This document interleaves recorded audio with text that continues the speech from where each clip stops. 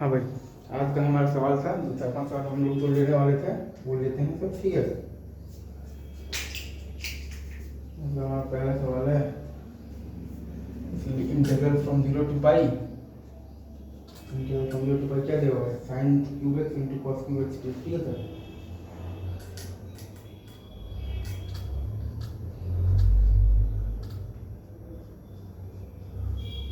ये अपन मान लिए हैं basically I is equal to. ठीक है, अब अपन जब तीन सूत्र लगाएंगे तो आई ही हमारे पास आ जाएगा minus integral from zero to pi sine cube x into आ जाएगा अपने पास cos of the cube x d x. ठीक है सर, अब इन दोनों को जोड़ दीजिएगा तो two I is equal to zero, I is equal to zero आ गया। ठीक है सर, ये सही है। Two I is equal to zero तो I is equal to zero आ गया है आपके पास, राइट। नेक्स्ट सवाल,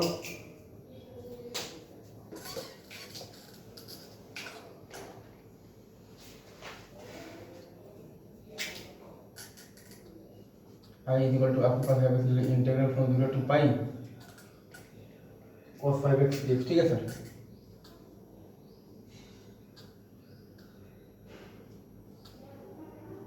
cos 5x dx। ठीक है सर, ये सही है। इसे हमें बताना है कि वैल्यू क्या होगा, कितना होगा, राइट। अगेन इसी में भी हम लोग वही काम करेंगे, तीन रूल जब लगाएंगे। ठीक है sir, I is equal to आ गया आपके पास minus integral from zero to pi cos 5x dx। ठीक है सर, इन दोनों को जोड़ दीजिएगा two I is equal to zero, I is equal to zero. ठीक है सर, ये सही है। तो आते हैं आज के नेक्स्ट सवाल पर। ठीक है, ये सही होगा।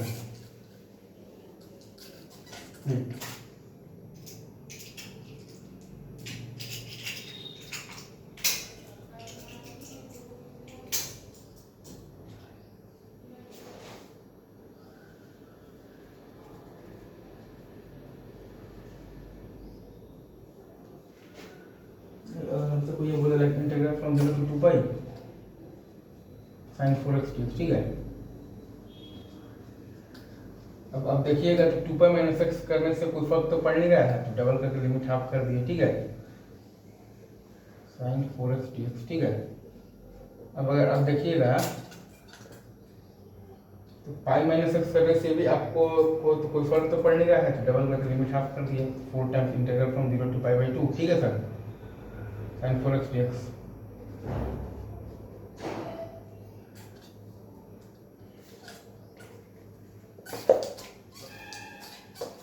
देखिए आपके पास क्या आया है, मैं दिखाता हूँ।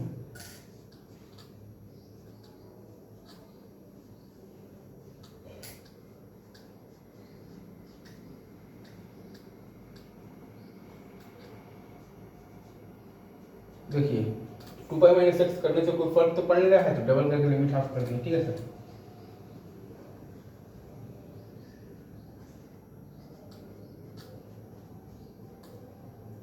ठीक है, और फिर से देखिए पाई माइनस एक्स करने से कोई फर्क तो पड़ नहीं रहा है, तो डबल करके लिमिट हाफ कर दिए। ठीक है सर,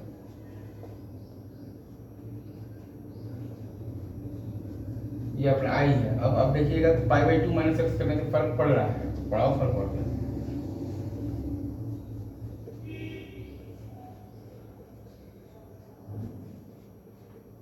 दोनों को जोड़ दिए, two y is equal to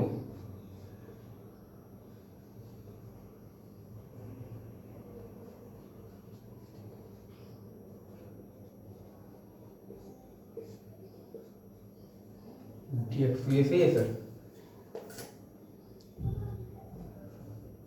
आई क्या है आपके पास? Two times integral from zero to pi by 2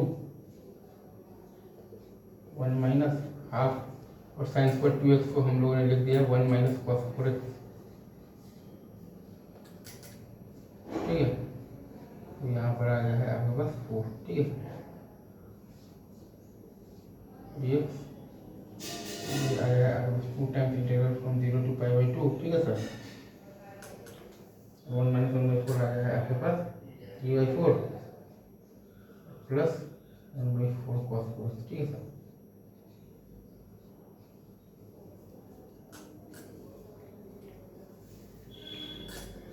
dx, ठीक है। इसको जब आप सॉल्व जब आप कीजिए तो आपके पास चलिए क्या आएगा, 2 times 3x/4 plus 1/16 sin 4x, ठीक है, फ्रॉम 0 टू आपके पास क्या है पाई/2, ठीक है। पाई/2 पर क्या है 3π/8 और बस 3π/8 इंटू 2 3π/4 आ रहा है, ठीक है सर। तो ये पूरा सॉल्व करने पर आपके पास आएगा 3π/4, ठीक है। आई गेस ये सही है, 3π/4 सही है।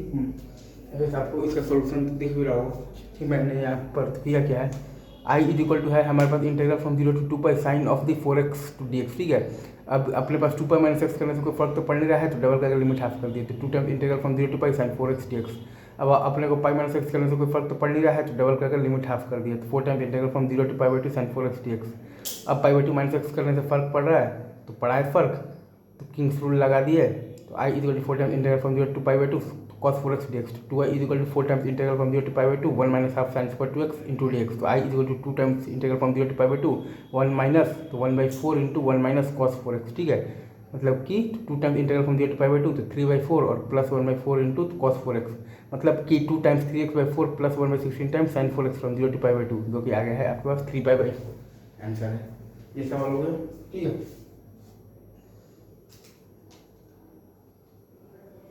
ठीक है सर, अभी रखते हैं यहीं पर, बाकी बात आपसे आगे करें, तब तक के लिए आप सभी को बेस्ट। ठीक है।